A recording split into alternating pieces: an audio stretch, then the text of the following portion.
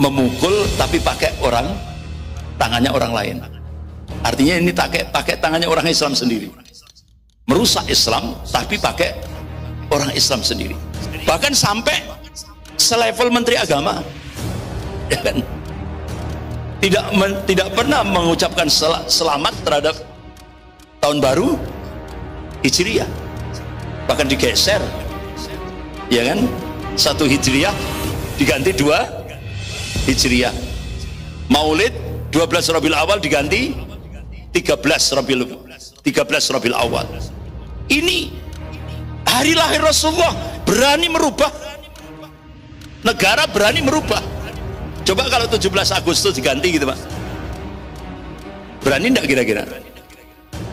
17 Agustus digeser gitu, berani enggak kira-kira? Enggak akan berani Pak. Ini tes case terhadap umat Islam. Apalagi bapak-bapak, ibu yang dirahmati Allah, Menteri Agama kita Pak Yakut Kumas ini, ya Pak Yakut Kumas ini, ya kakaknya juga pro Yahudi, ya kan? Kiai Haji Yahya Khalil Stakuf yang calon ketua umum PBNU. Pak Yakut Kumas juga seperti itu, pro Yahudi. Bahkan dia mengadakan pertemuan dengan Paus Benedictus XVI itu ya, Paus di Vatikan, menyerahkan piagam pergantian kata-kata kafir menjadi non muslim.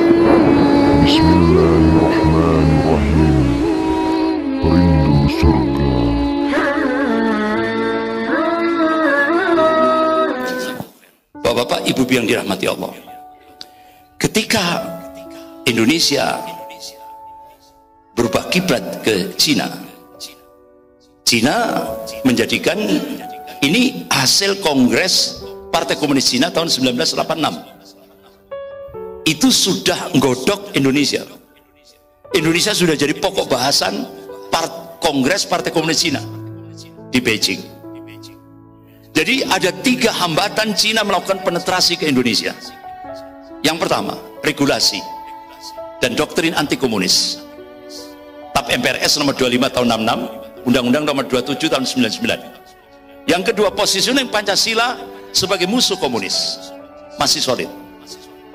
Yang ketiga, sikap anti komunis umat Islam Indonesia masih solid. Akhirnya Cina di bawah Presiden Xi Jinping mencoba untuk melemahkan umat Islam di Indonesia menggunakan stigma radikalisme. Jadi stigma radikal itu hanya hantu yang diciptakan oleh Cina untuk menjadikan umat Islam itu musuh nomor 1. Itu Pak. Jadi itu Cina itu yang membuat ini. Makanya apalagi media mainstream sudah dikuasai 9 naga, sehingga terus stigma radikal. Makanya pernah itu Pak, saya bikin kuesioner di masjid-masjid di Malang Raya, bikin kuesioner yang ditulis oleh BNPT, Badan Nasional Penanggulangan Terorisme. Akhirnya saya bacakan di depan jamaah 5 poin. 5 poin ini, 1, 2, 3, 4, 5. Itu sesuai dengan keyakinan kita. Itu hal yang hak, benar menurut agama kita. Tapi akhirnya menurut BNPT, keyakinan seperti itu masuk kategori radikal. Sehingga akhirnya saya menilai seluruh masjid Semalang Raya itu radikal. Kenapa? Yaitu tadi, ketika kita komitmen pada Al-Quran dan hadis, itu masuk kategori radikal. Kalau kita menerima homo, baru disebut the best. Itu Pak. Jadi rusak sudah. Karena agama dijadikan musuh negara sekarang ini. Makanya diciptakan buzzer, ya kan? Dari seperti itu. Dan digaji oleh negara, dilindungi oleh negara. Makanya Majelis Ulama Indonesia Pusat kirim surat resmi ke Bariskem Mabes Polri agar segera menangkap dosen UI Ade Armando, karena sudah jelas-jelas mereka melecehkan Allah, Rasulullah, melecehkan Al-Quran, Islam, melecehkan ulama.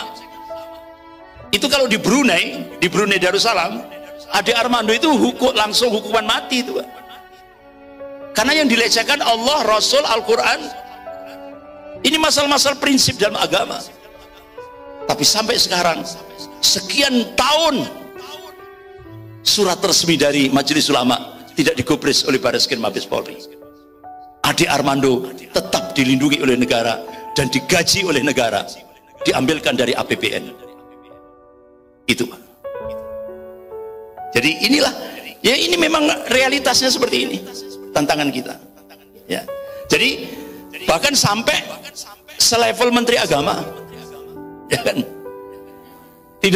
tidak pernah mengucapkan selamat terhadap tahun baru Hijriah, bahkan digeser, ya kan, 1 Hijriah diganti 2 Hijriah, Maulid 12 Rabiul Awal diganti 13 Rabiul Awal. Ini hari lahir Rasulullah, berani merubah negara, berani merubah. Coba kalau 17 Agustus diganti gitu, Pak, berani enggak kira-kira? 17 Agustus digeser gitu, berani enggak kira-kira? Enggak akan berani, Pak.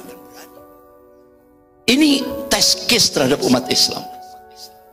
Apalagi bapak-bapak, ibu yang dirahmati Allah, Menteri Agama kita Pak Yakut Kumas ini, ya Pak Yakut Kumas ini, ya kakaknya juga pro Yahudi, ya kan, Kiai Haji Yahya Khalil Stakuf yang calon ketua umum PBNU.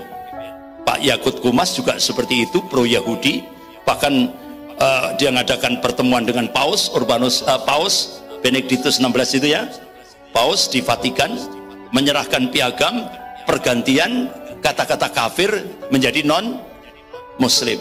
Ya otomatis, Pak, Paus jazakallah khair,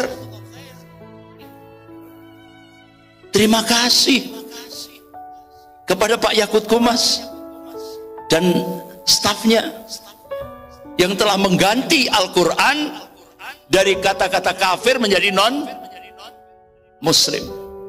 Itu piagamnya diserahkan Paus. Itulah, Pak.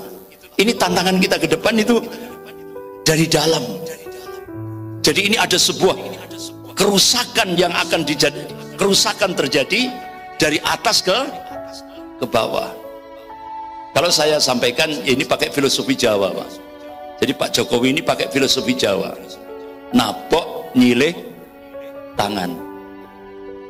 Jadi napok nyilih tangan. Jadi memukul tapi pakai tangannya orang lain. Artinya ini pakai tangannya orang Islam sendiri. Merusak Islam tapi pakai orang Islam sendiri. Makanya bapak-bapak tidak ada peringatan ucapan selamat tahun Hijriah, tapi agama Bahai, ya kan, yang ini sudah jelas-jelas itu sesat dan batil, malah diagung-agungkan oleh Menteri Agama kita. Nah, ini. Jadi benar-benar ini tantangan kita ke depan. Tapi insya Allah, bapak-bapak, ibu yang dirahmati Allah, kita masih punya Allah, ya kan? Yang penting semangat kita berjuang. Kita berjuang, hasilnya serahkan kepada Allah. Yakinlah, Islam pasti dimenangkan oleh Allah Subhanahu Wa Taala. Ya kan, yakinlah ini. Karena Islam agamanya Allah. Islam kok dilawan? Ya kan? Nggak akan mungkin menang, Pak. Karena Islam agamanya Allah, Pak. Makanya sampai kalangan non-Muslim, kalangan orang-orang di luar Islam itu sampai bertanya-tanya, selama ini di Indonesia itu tidak ada orang Kristen melecehkan agama Kristennya, orang Buddha melecehkan agama Buddhanya, orang Hindu melecehkan Hindunya. Tidak pernah, Pak. Tapi ini ada orang Islam benci terhadap Islam, orang Islam tapi benci sama Islam, Pak. Nah inilah kira-kira bapak-bapak, ibu yang dirahmati Allah, kita nggak bisa langsung akhirnya menyalahkan drastis gitu ya. Ini memang masanya, Pak. Inilah yang disebutkan oleh Rasulullah fitnatud duhaima. Kata aduhaima itu kan bentuk taskirnya kan dahma, hitam gelap. Jadi fitnah duhaima itu kata Rasulullah akan terjadi menimpa umat Rasulullah. Apa wujud konkretnya? Qala Rasulullah sallallahu alaihi wasallam, yusbihu rajulun mu'minan wa yumsi kafiran. Aw yumsi mu'minan wa yusbihu kafiran. Jadi kondisi umat kalau fitnah duhaima itu sudah terjadi, pagi beriman, sore sudah jadi kafir. Atau sore beriman, paginya jadi kafir. Why, kenapa? Qala Rasulullah sallallahu alaihi wasallam, ya bi'udinahu bi'arati minad dunya. Dia jual agamanya dengan harga dunia. Jadi sekarang, Pak, lemahnya umat Islam di Indonesia itu bukan karena kekuatan orang-orang kafir. Lemahnya umat Islam di Indonesia itu karena banyaknya orang munafik. Bahkan sekarang ini banyak berbondong-bondong mau jadi orang munafik. Kenapa itu bisa terjadi? Karena dibaliknya ada min amplopi bin fulus, ada jabatan. Nah ini Pak, jadi gitu bapak-bapak ibu yang dirahmati Allah. Makanya Rasulullah mengabarkan kalau sudah fitnah duhaima terjadi, terlebih di Indonesia sudah terjadi, umat ini akan terbelah jadi dua kelompok, mukmin sejati dan munafik sejati.